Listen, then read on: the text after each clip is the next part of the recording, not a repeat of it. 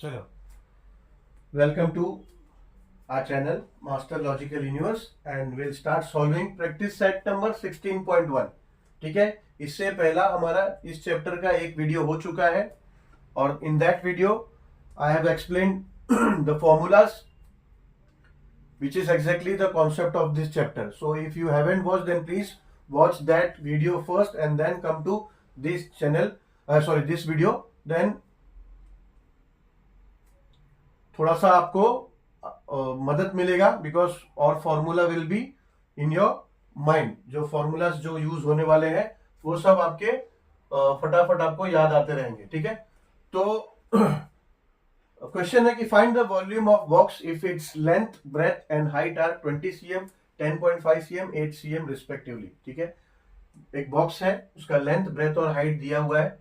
हाँ, length breadth और height लिखा है, फिर 10.5 और 8 cm लिखा है, बट उसके आगे रिस्पेक्टिव लिखा है. इसका मतलब जो सीरीज में है, लेंथ है तो पहला 20 सेंटीमीटर दिया है तो that will B length.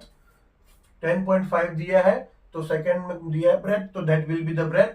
And 8 cm है तो हाइट जो दिया है तीसरा वो हाइट है. ठीक है, इसीलिए ये रिस्पेक्टिवली दे दिया. ठीक है, या तो फिर ऐसा सीरियल वाइज लिखते हैं, length is equal to 20 centimetre, breadth is 10.5 centimetre and height is 8 centimetre, ऐसा लिखते हैं. ठीक है, बट वैसा ना लिख के सीधा तीनों का डाटा लिख दिया है एंड रिस्पेक्टिवली लिखा है. यानी ये हमें समझना है. ऐसा आइंदा कभी भी भविष्य में ऐसा क्वेश्चन आएगा तो याद रखना रिस्पेक्टिवली का मतलब क्या होता है. ठीक है, वर्ड प्रॉब्लम में ऐसे छोटी छोटी चीजें हैं, इसका प्रैक्टिस होना चाहिए हमें. और वॉल्यूम ऑफ द बॉक्स पूछा है but they haven't mention the shape of the box. कोई बात नहीं, शेप मेंशन नहीं किया है तो हमें पता है कि अगर लेंथ है, ब्रेथ है, हाइट है तो कौन सा शेप होना चाहिए, क्योंकि वॉल्यूम सिर्फ एक ही शेप का ऐसा है जिसमें हमें लेंथ, ब्रेथ और हाइट चाहिए and that is cuboid. Cuboid में हमें लेंथ, ब्रेथ और हाइट चाहिए होता है. ठीक है, बाकी क्यूब है तो उसमें सिर्फ हमें एल चाहिए, सिर्फ लेंथ चाहिए. ठीक है, साइड बोलो या लेंथ बोलो. ठीक है, तो सिर्फ एल चाहिए होता है. तो अभी इसमें गिवन, अभी मेरा प्रैक्टिस ऐसा है, मैं हमेशा ऐसा करता हूं, जो गिवन वर्ड प्रॉब्लम सॉल्व कोई भी करता हूं तो पहला जो गिवन डेटा है उसको यहां लिख देता हूं and then I start solution. Solution लिखा, इधर पहले गिवन डेटा क्या है लिखा and then what we have to find वो लिख देता हूं and then I start with the solution. ठीक है, so you can prefer as you like. If you like this is okay for you then you can prefer, otherwise however it is been shown to your school you can do exactly that. ठीक है, तो now अभी हमें समझ में आया कि volume of cuboid हमें फाइंड करना है, तो इधर लिख दिया मैंने volume of cuboid is equal to question mark, means that we have to find. So now we can start, we can use the formula of volume. Volume of cuboid box लिखेंगे हम. ठीक है, बॉक्स, बिकॉज वो box का बोला है find करने के लिए. Cuboid box is equal to length into breadth into height. ठीक है, लेंथ क्या दिया है, लेंथ दिया है 20, इंटू ब्रेथ दिया है 10.5, इंटू हाइट दिया है 8.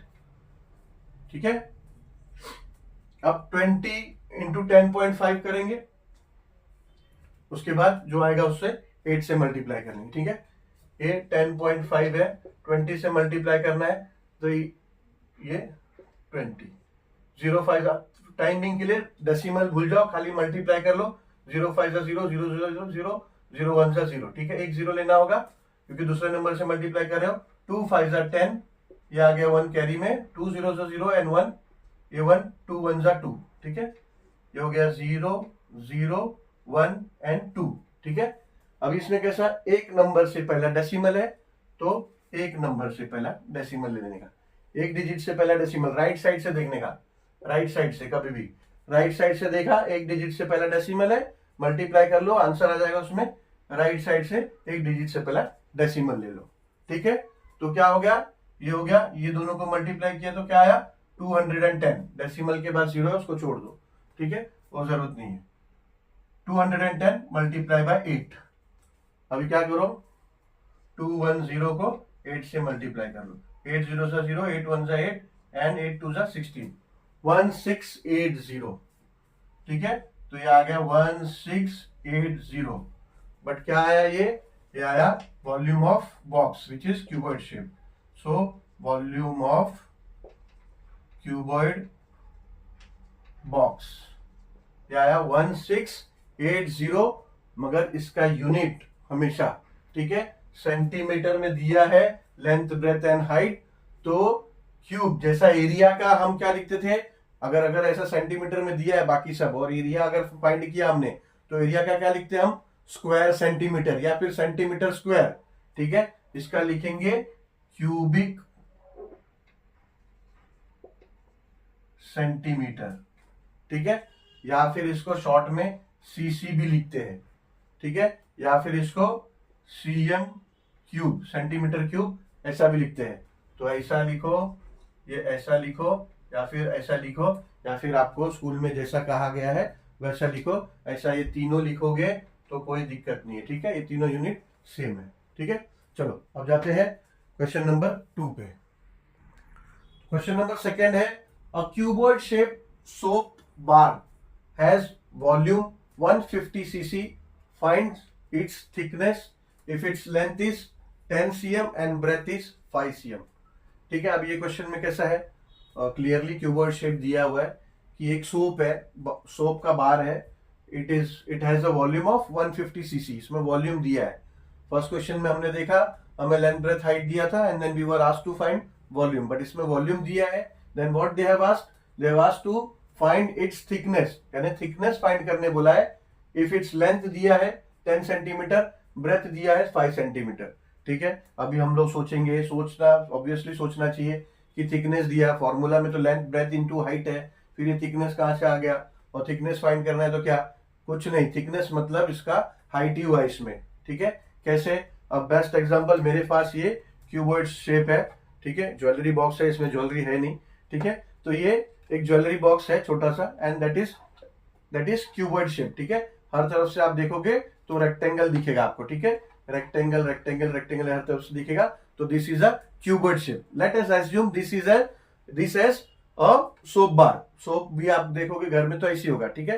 तो अभी ये इसका लेंथ हो गया, लेंथ हो गया, ये इसका ब्रेथ हो गया, ये साइड में उसका ये ब्रेथ हो गया, एंड देन ये ही उसका थिकनेस हुआ ना, ये उसका थिकनेस हुआ, ये फिर ये थिकनेस हुआ, तो ये थिकनेस क्या हुआ यहाँ पे, थिकनेस अगर आप इमेजिन करोगे तो ये थिकनेस यही हाइट हुआ ना, ठीक है, तो ये हाइट हुआ, तो ये थिकनेस मतलब हाइट पूछा है हमसे, हाँ, ठीक है, तो इसलिए मैंने लिख दिया thickness is equals to height is equals to question mark, ठीक है। Now we can use the formula, volume of cuboid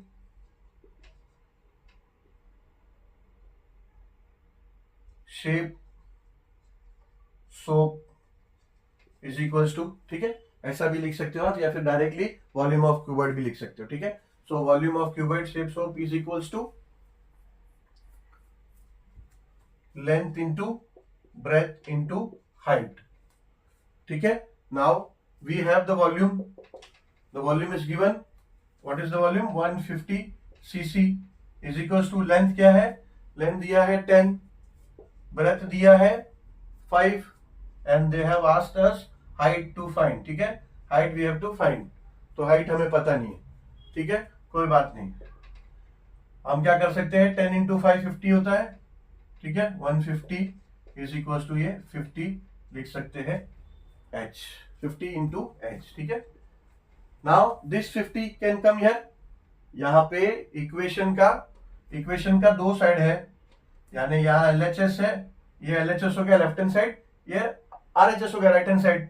right hand side से कोई चीज को आप यहाँ पे अगर लोगे, मल्टीप्लीकेशन फॉर्म में है, यहाँ पे आएगा तो वो डिवाइड फॉर्म में आ जाएगा, ठीक है। जैसे यहाँ पे वो एडिशन अगर है, प्लस है, तो यहाँ आएगा तो माइनस हो जाएगा यहाँ, मगर यहाँ पे अगर मल्टीप्लीकेशन फॉर्म में है तो यहाँ डिवाइडिंग फॉर्म में आ जाएगा, ठीक है। तो क्या करेंगे, इसको 150 अपॉन ये 50 यहाँ पे आ गया इज इक्वल्स टू ये हाइट h हो गया, ठीक है। नाउ सिंपली ये 0 0 कट हो जाएगा, न्यूमरेटर में भी 0 है, डिनोमिनेटर भी 0 है, कट जाएगा, एंड देन क्या बचा 15 अपॉन 5, 15 अपॉन 5 बचा, तो ये रिड्यूस कर लो, रिड्यूस टर्म हमने देखा है ना, रिड्यूस टर्म्स कैसे करते हैं, ये हो जाएगा 5 1 सा एंड ये हो जाएगा 5 3 सा, ठीक है। तो क्या हो गया, therefore h is equals to 3, h क्या है, h है thickness, thickness of soap bar which is equals to 3 and length breadth height thickness ये सब सेंटीमीटर या मीटर में होता है। तो क्वेश्चन में क्या दिया है, ब्रेथ और हाइट दिया है, ब्रेथ और लेंथ दिया है ना सीएम, तो this will also be in CM. तो ये हो गया 3 cm। ठीक है, ये हमारा आंसर है। Thickness of soap bar is equals to 3 cm।